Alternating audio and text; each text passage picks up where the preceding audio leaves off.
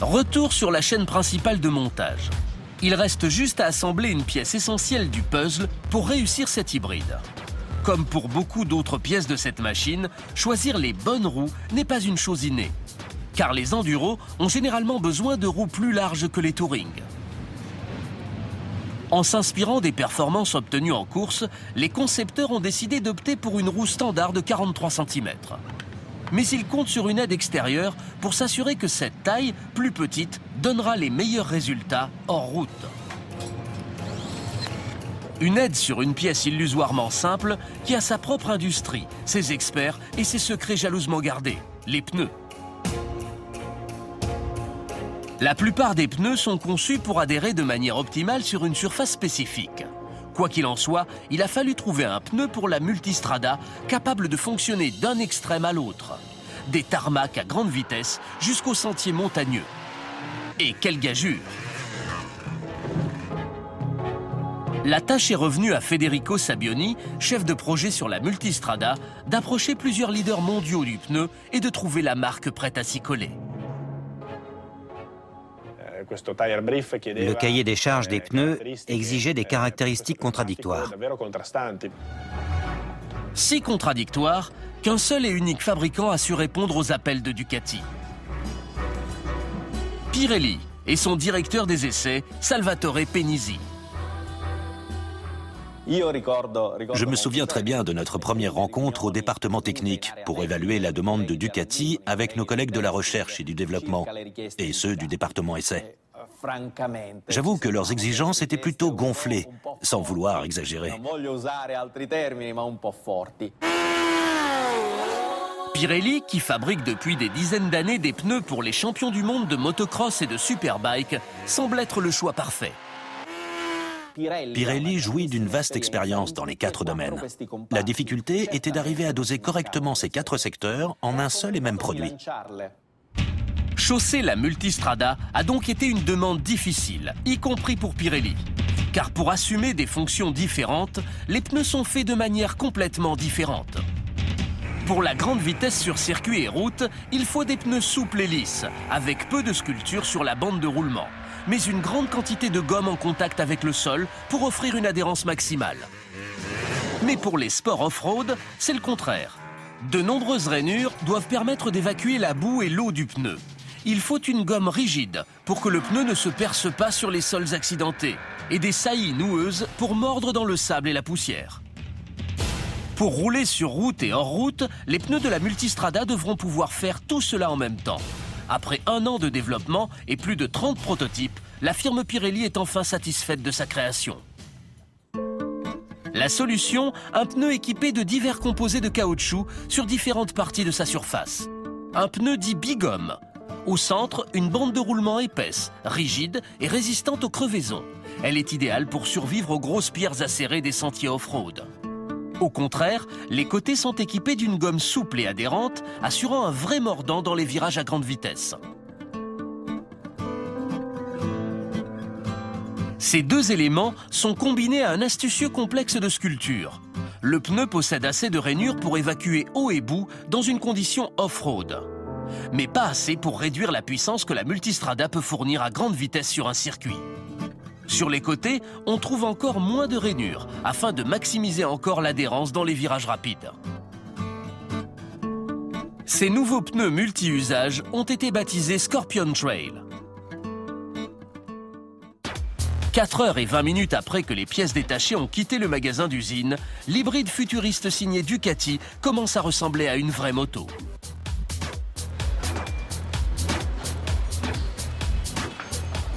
Il reste quelques ajouts et finitions.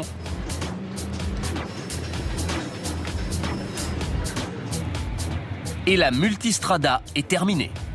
On peut la poser doucement au sol et pour la première fois de sa vie, la pousser sur ses roues.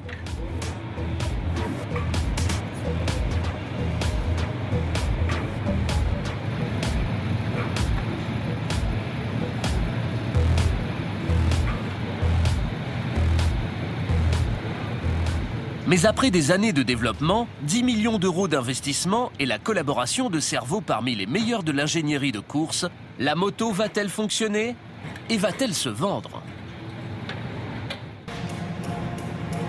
Avant que la nouvelle moto convertible de Ducati ne puisse quitter son usine, le département des essais doit lui faire subir un dernier test, ou plutôt toute une batterie de tests.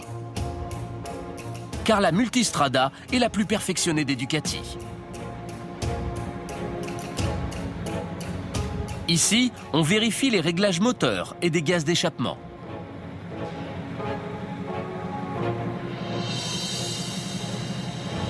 Après quoi, l'engin est démarré pour la toute première fois et soumis aux accélérations sur un banc de roulement. Le moment est venu de vérifier si le monstre apprivoisé se comporte comme prévu, si les réglages de l'unité de contrôle électronique alternent de manière fluide et si la suspension variable obéit au doigt et à l'œil.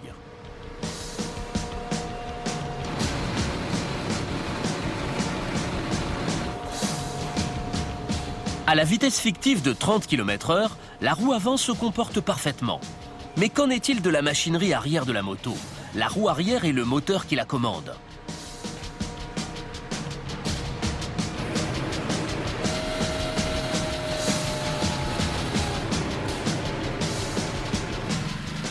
Ce technicien testeur met les gaz pour faire monter les tours. Seconde.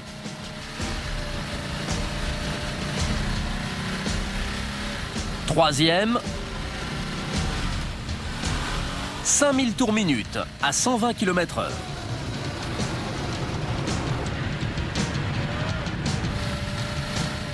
Quatrième vitesse.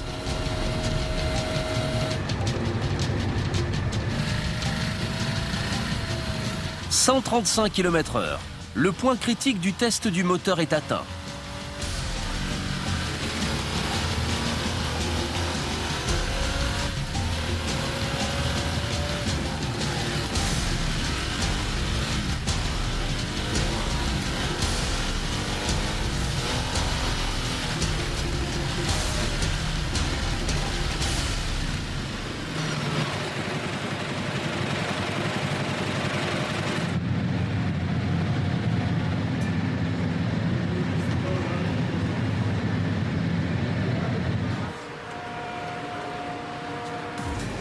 À peine 8 heures après que les pièces détachées ont quitté le magasin d'usine, la chaîne de montage a terminé son travail. Notre Multistrada hybride toute neuve peut accéder à l'atelier de préparation de l'usine. Là, elle est bichonnée, astiquée et emballée pour rejoindre son concessionnaire.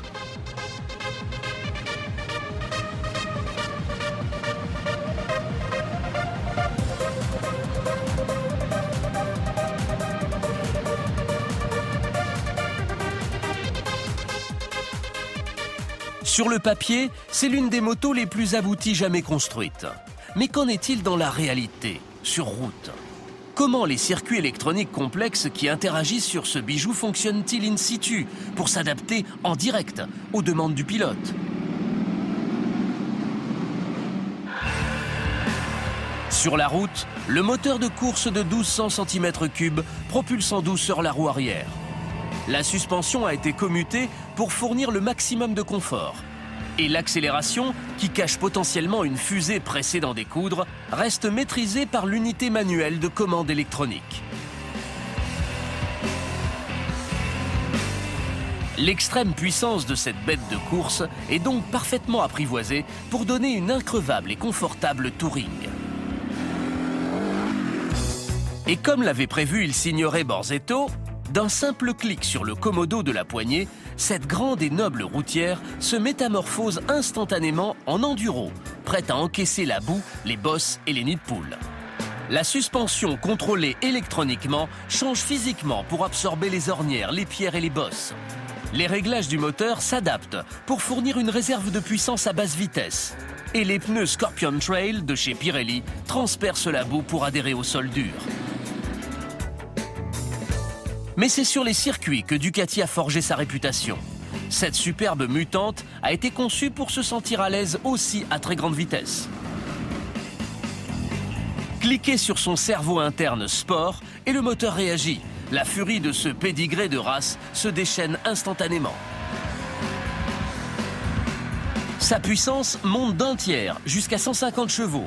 Les contrôles ride-by-wire du moteur changent l'accélération en la faisant passer de douce à féroce. La suspension est à présent beaucoup plus dure et lorsque la moto penche dans les virages rapides, la partie plus souple de la bande de roulement mord l'asphalte. Retour au centre-ville. Le moteur et la suspension de la Multistrada se transforment à nouveau. La puissance est redescendue à 100 chevaux. L'amortissement s'est assoupli et le châssis qui s'est allongé offre un confortable rayon de braquage permettant de se faufiler avec aisance dans le trafic. La Multistrada de Ducati assouvit tous les rêves techniques de la firme. Mais ses clients sont-ils aussi conquis que les fabricants? À la fin de chaque journée de travail, c'est ce qui compte pour Gabriele Del Torchio, le directeur général. Beaucoup de gens n'y croyaient pas. Regrouper 4 motos différentes en une, vous rêvez complètement. Mais nous y sommes arrivés et je trouve que le résultat est tout à fait exceptionnel.